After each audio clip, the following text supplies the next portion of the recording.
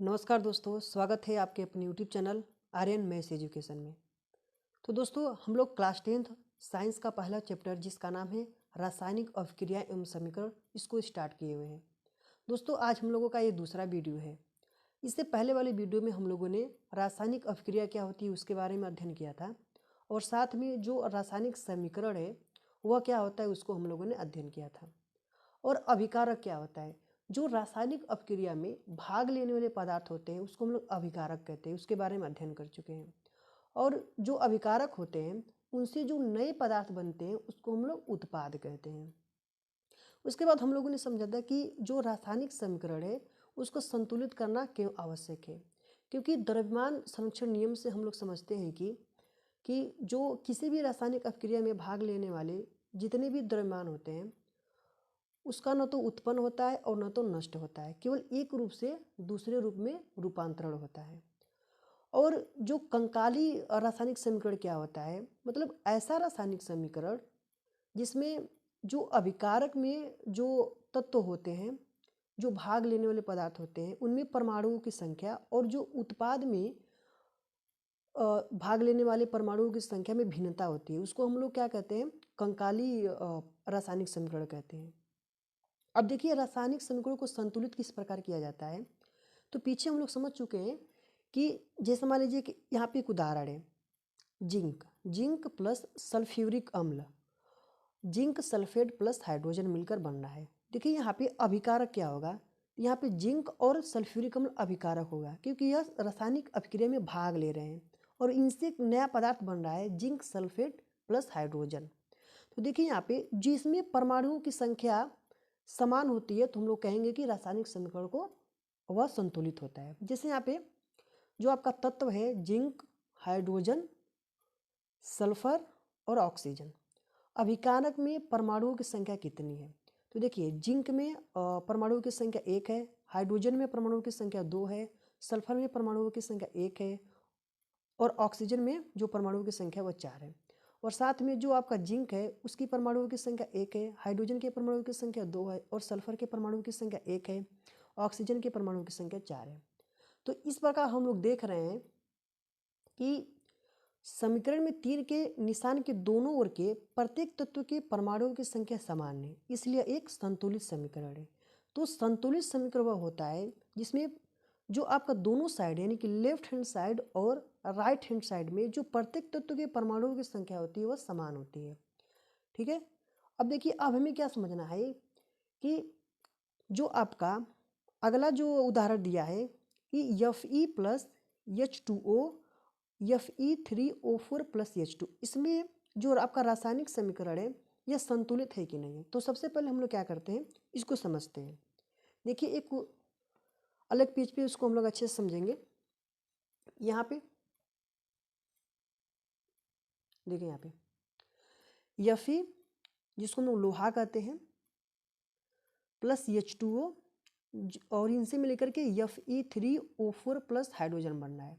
तो इसको हमें क्या करना है, सबसे पहले इसको हमें संतुलित करना है। तो कैसे हम लोग संतुलित करेंगे? देखिए, यहाँ पे जो अभिक्रिया में भाग लेने वाले पदार्थ होते हैं उसको हम लोग अभिकारक कहते हैं, अभिकारक, इसको हम लोग अभिकारक कहेंगे। और इसको हम लोग क्या कहेंगे? उत्पाद कहेंगे। इसको हम लोग क्या कहेंगे? उत्पाद कहेंगे। अब देखिए, हमें क्या करना है, यहाँ पे LHS यानी कि लेफ्ट हैंड साइड, और इसको हम लोग कहते हैं RHS अर्थात राइट हैंड साइड। तो देखिए, जो आपका आयरन है इसके परमाणुओं की संख्या कितनी है? इसके परमाणुओं की संख्या 1 है। ठीक। अब देखिए, इसमें दो ग्रुप है, एक आयरन और H2O। तो H2O वाले ग्रुप में दो तत्व हैं, एक हाइड्रोजन है और एक ऑक्सीजन है। तो इसको हम लोग एक बॉक्स में रखेंगे, जैसे यहाँ पे हाइड्रोजन हो गया, यहाँ पे ऑक्सीजन हो गया। तो देखिए, यहाँ पे हाइड्रोजन में परमाणुओं की संख्या 2 हो गई और ऑक्सीजन में परमाणुओं की संख्या 1 हो गई। अब देखिए, राइट हैंड साइड में Fe3O4 ये एक ग्रुप का है और हाइड्रोजन आपका एक ग्रुप का है। तो जो एक ग्रुप का होगा उसको हम लोग एक साथ रखेंगे। तो देखिए, यहाँ पे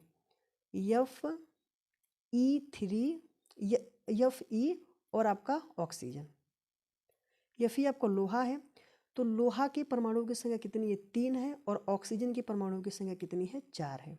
अब हाइड्रोजन अलग है तो इसको हम लोग अलग रखेंगे। यहाँ पे हाइड्रोजन के परमाणु की संख्या 2 है। ठीक, यहाँ तक क्लियर हो गया। अब देखिए हमें क्या करना है। जो आपका उत्पाद है, उत्पाद में ऑक्सीजन के परमाणु की संख्या कितनी है? 4 है। लेकिन इसमें ऑक्सीजन के परमाणु की संख्या कितनी है? 1 है। इसलिए इसमें हम लोग क्या करेंगे? 4 का गुणा कराएंगे। चूँकि हाइड्रोजन और ऑक्सीजन एक ही ग्रुप में है इसलिए गुणा दोनों में होगा। जब 4 का गुणा होगा तो यहाँ पे क्या हो जाएगा? 2 गुणे 4 बराबर आपका 8 हो जाएगा और 1 गुणे 4 बराबर आपका 4 हो जाएगा। तो इस प्रकार हम लोग देख रहे हैं कि जो आपका ऑक्सीजन में जो ऑक्सीजन के परमाणु की संख्या वो 4 है और यहाँ पे ऑक्सीजन के परमाणु की संख्या 4 है। लेकिन इसमें हाइड्रोजन के परमाणु की संख्या 8 है और इसमें हाइड्रोजन के परमाणु की संख्या 2 है। इसमें हम लोग कितने गुणा करा देंगे? 4 का गुणा करा देंगे। जब 4 का गुणा करा देंगे तो हाइड्रोजन के परमाणु की संख्या कितनी हो जाएगी? 8 हो जाएगी। ठीक, यहाँ पे ऑक्सीजन के परमाणु की संख्या 4 है, फिर इसमें ऑक्सीजन के परमाणु की संख्या 4 है और हाइड्रोजन के परमाणु की संख्या 8 है इसमें, और इसमें हाइड्रोजन के परमाणु की संख्या 8 है। लेकिन इसमें देखिए आयरन अर्थात लोहा के परमाणु की संख्या कितनी है? 3 है और इसमें देखिए लोहा के परमाणु की संख्या 1 है। अभी बराबर नहीं, यहाँ पे 3 गुणे कर देंगे तब यहाँ पे क्या हो जाएगा? 3 हो जाएगा। यानी कि लोहा के परमाणु की संख्या 3, हाइड्रोजन के परमाणु की संख्या 8 और ऑक्सीजन के परमाणु की संख्या 4 हो जाएगी। इसमें लोहा के परमाणु की संख्या 3, ऑक्सीजन के परमाणु की संख्या 4 और हाइड्रोजन के परमाणु की संख्या 8 हो जाएगी। तो इस प्रकार आपका जो नया समीकरण बनेगा इस प्रकार बनेगा। देखिए 3Fe प्लस, अब देखिए 3Fe क्योंकि इसमें हम लोग 3 का गुणा किए हुए हैं और इसमें हम लोग 4 का गुणा किए हुए हैं तो क्या हो जाएगा आपका? 4H2O मिलकर के क्या होगा? Fe3O4। अब हम लोग कितने का गुणा इसमें कराए हैं? 4 का, तो क्या हो जाएगा आपका? 4H2। अब देखिए अब इसमें देखना है हमें कि देखिए यहाँ पे लिखेंगे हम लोग तत्व और यहाँ पे हम लोग लिखेंगे अभिकारक, यहाँ पे हम लोग लिखेंगे अभिकारक और यहाँ पे हम लोग लिखेंगे उत्पाद। ठीक, अब देखिए कौन कौन से तत्व हैं आपके? Fe यानी कि आयरन, हाइड्रोजन, आयरन हो गया, हाइड्रोजन हो गया और साथ में ऑक्सीजन हो गया। देखिए यहाँ पे ठीक, देखिए आयरन के परमाणु की संख्या 3 है, अभिकारक में 3 और उत्पाद में भी क्या है? 3 हो गया। ठीक, और हाइड्रोजन के परमाणु की संख्या अभिकारक में 8 है और उत्पाद में 8 हो गया। ऑक्सीजन के परमाणु की संख्या अभिकारक में 4 है और उत्पाद में 4 है। तो इस प्रकार हम लोग देख रहे हैं कि जो रासायनिक अभिक्रिया है उसमें जो भाग लेने वाले पदार्थ हैं अभिकारक है उसमें परमाणुओं की संख्या और उत्पाद में परमाणुओं की संख्या दोनों क्या है? बराबर है। इसलिए हम लोग कहेंगे कि ये जो आपका नया समीकरण बना है वह एक संतुलित समीकरण है। तो इस प्रकार हम लोगों ने इसको संतुलित किया। अब जो हम लोगों का नेक्स्ट टॉपिक है उसको हम लोग ध्यान देते हैं। ठीक है, तो देखिए दोस्तों जो हम लोगों का नेक्स्ट टॉपिक है वह है भौतिक अवस्थाओं के संकेत लिखना। अब देखिए रासायनिक समीकरणों में अभिकारकों तथा उत्पादों के रासायनिक सूत्रों के साथ उनकी भौतिक अवस्था को इस्माइल इस्माइल AQ तथा यस के द्वारा दर्शाया जाता है। अब देखिए इस्माइल जी का मतलब क्या होता है? गैस, यानी कि जो पदार्थ होगा वह गैसीय अवस्था में हो सकता है, जो आपका पदार्थ है वो द्रव अवस्था अर्थात लिक्विड में हो सकता है। AQ का मतलब होता है एक्वायस, अर्थात अभिकारक जब जल में घोल के रूप में उपस्थित होता है तो उसको हम लोग AQ के रूप में लिखते हैं। और यस का मतलब होता है सॉलिड, सॉलिड के द्वारा दर्शाया जाता है। ठीक है, तो यह हो गया आपकी भौतिक अवस्था। अब देखिए अभिकारक जब जल में घोल के रूप में उपस्थित होते हैं तो AQ लिखते हैं, यानी कि एक्वायस लिखते हैं, यानी कि जल में विलयन। अब देखिए जो हम लोगों ने पीछे जो समीकरण संतुलित कराया था तो उसमें इसके भौतिक अवस्था को किस प्रकार लिखेंगे? देखिए यहाँ पे 3Fe क्या है? Fe का मतलब लोहा, लोहा क्या होता है? सॉलिड होता है, इसलिए यहाँ पे यस के द्वारा संकेतों के रूप में दर्शाया गया है। 4H2O H2O भाप के रूप में, अर्थात जो जल है वह भाप के रूप में, इसलिए यहाँ पे इस्तेमाल जी अर्थात गैस के रूप में दर्शाया गया है। Fe3O4 ये क्या है, एक ठोस के रूप में, इसलिए यहाँ पे सॉलिड के रूप में दर्शाया गया, और हाइड्रोजन आपका गैस है। ठीक है, अब देखिए उपरोक्त समीकरण में H2O के साथ इस्तेमाल जी चिन्ह का उपयोग किया गया है। यह दर्शाता है कि इस अभिक्रिया में जल का उपयोग भाप के रूप में किया गया है। यानी कि जब हम लोग जल का उपयोग भाप के रूप में करेंगे तो उसको हम लोग गैस के रूप में दर्शाएंगे। ठीक है, आगे समझ में आपको। अब देखिए आगे कुछ पॉइंट से उसको हम लोग ध्यान देते हैं। प्रायः हर रासायनिक समीकरण में भौतिक अवस्थाओं को शामिल नहीं किया जाता है जब तक कि यह आवश्यक न हो।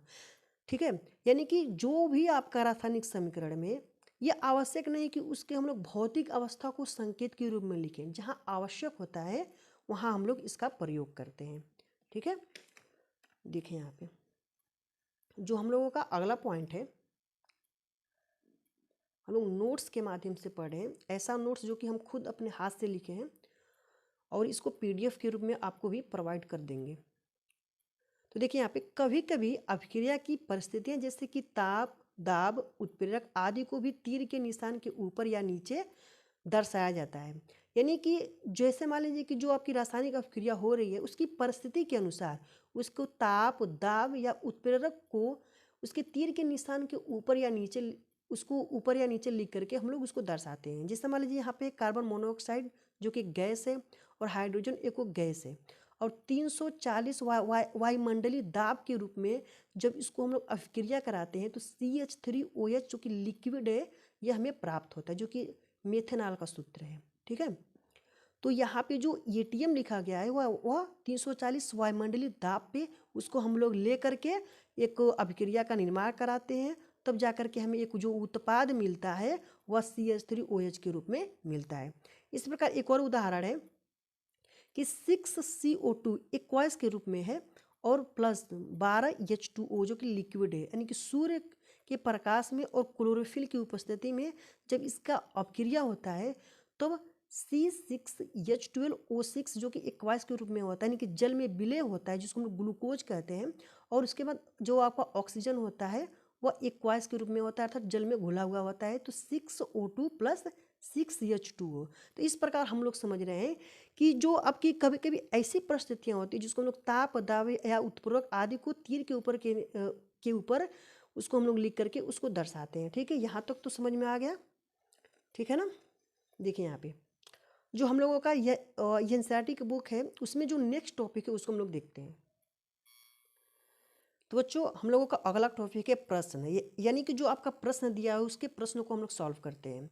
देखिए यहाँ पे वाई में जलाने से पहले मैग्नीशियम रिबन को साफ क्यों किया जाता है। यानी कि जो आपका मैग्नीशियम रिबन है जो कि हम लोगों का क्रियाकलाप 1.1 है, उसमें हम लोग देख रहे हैं कि जब मैग्नीशियम रिबन को ऑक्सीजन की उपस्थिति में जलाते हैं तो मैग्नीशियम ऑक्साइड का निर्माण होता है। तो ये प्रश्न के रूप में पूछ रहा है कि वाई में जलाने से पहले मैग्नीशियम रिबन को साफ क्यों किया जाता है। तो देखिए इसका उत्तर होगा कि मैग्नीशियम क्रियाशील धातु है, जो आपका मैग्नीशियम है Mg वह क्रियाशील धातु है। जब यह खुले में रखा जाता है तो इसकी बाहरी सतह वातावरण की ऑक्सीजन से क्रिया करके मैग्नीशियम ऑक्साइड की परत बना लेती है। ठीक है, इस परत को हटाने के लिए मैग्नीशियम रिबन को जलाने से पहले साफ किया जाता है ताकि रिबन का दहन आसानी से हो सके। ठीक है, समझ रहे हैं आप लोग। ये यानी कि जो मैग्नीशियम धातु है ये क्रियाशील धातु है और इसका जो बाहरी सतह होता है वातावरण की ऑक्सीजन से क्रिया करके मैग्नीशियम ऑक्साइड का परत बना लेती है। इसको साफ इसलिए किया जाता है ताकि यह रिबन का जो दहन हो सके, जो फीता होता है इसका दहन आसानी से हो सके, इसीलिए हम इसको साफ करते हैं। ठीक, समझ में आ गया आपको। चलिए हम लोग दूसरे नंबर के क्वेश्चन को समझते हैं। तो बच्चों हम लोगों का दूसरा प्रश्न है कि निम्नलिखित रासायनिक अभिक्रियाओं के लिए संतुलित समीकरण लिखिए। तो देखिए यहाँ पे hydrogen plus chlorine, hydrogen chloride, तो हमें संतुलित समीकरण लिखना है। तो देखिए यहाँ पे उत्तर में हमें क्या लिखना है, H2 यानी कि हाइड्रोजन के 2 परमाणु प्लस क्लोरीन, क्लोरीन के 2 परमाणु, इससे मिलकर क्या हो जाएगा 2HCl, यानी कि हाइड्रोजन के 2 परमाणु और क्लोरीन के 2 परमाणु, क्लोरीन के 2 परमाणु और हाइड्रोजन के 2 परमाणु। इस प्रकार हम लोग क्या हो गया, एक संतुलित समीकरण हो गया। चलिए दूसरा में आपका ये पहला क्वेश्चन था और इसका दूसरा क्वेश्चन देखिए, barium chloride plus aluminium sulphate plus barium sulphate plus aluminium chloride, इसको किस प्रकार हमें संतुलित करना है। तो देखिए यहाँ पे 3BaCl2, इसको हम लोग क्या कहते हैं, वेरियम क्लोराइड कहते हैं, प्लस Al2SO4 का होल 3। उसके बाद देखिए 3BaSO4 जो कि बेरियम सल्फेट होता है, प्लस 2AlCl2 जो कि आपका एल्यूमिनियम क्लोराइड होता है। ठीक है, अब देखिए इसमें का तीसरा नंबर का जो क्वेश्चन है, यानी कि दूसरा में का आपका तीसरा क्वेश्चन, सोडियम प्लस जल, उसके बाद जब ये मिलकर के क्या बनते हैं, सोडियम हाइड्रोक्साइड प्लस हाइड्रोजन। तो देखिए यहाँ पे 2Na यानी कि सोडियम के 2 परमाणु प्लस 2H2O, हाइड्रोजन के 4 और ऑक्सीजन के 2 परमाणु मिलकर के क्या बनाएंगे, 2NaOH प्लस H2O, यानी कि सोडियम के 2 परमाणु और आपके ऑक्सीजन के 2 परमाणु और हाइड्रोजन के 2 परमाणु यहाँ पे, 2 परमाणु यहाँ पे, यानी कि कुल टोटल 4 परमाणु। तो इस प्रकार क्या हो जा रहा है, एक संतुलित समीकरण हो जा रहा है। ठीक है, समझ में आ रहा है आपको। चलिए, आपका प्रश्न नंबर 3 है कि निम्नलिखित अभिक्रियाओं के लिए उनकी अवस्था के संकेतों के साथ संतुलित रासायनिक समीकरण लिखिए। तो देखिए पहला पॉइंट है आपका कि जल में बेरियम क्लोराइड तथा सोडियम सल्फेट के विलयन अभिक्रिया करके सोडियम क्लोराइड का विलयन तथा अघुलनशील बेरियम सल्फेट का अवक्षेप बनाते हैं। तो देखिए यहाँ पे इसको हम लोग समझते हैं, एक रासायनिक समीकरण के द्वारा इसको संतुलित समीकरण के रूप में दर्शा करके।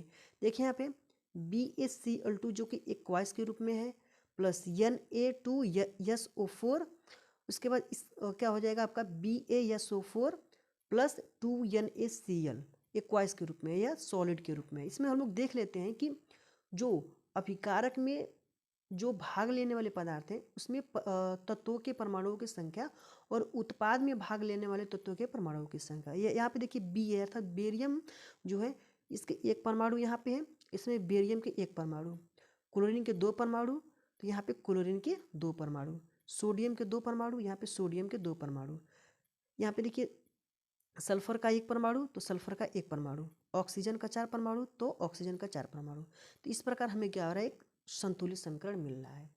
ठीक है, चलिए यहाँ पे दूसरे जो आपका दूसरा प्रश्न है उसको देख लेते हैं हम लोग।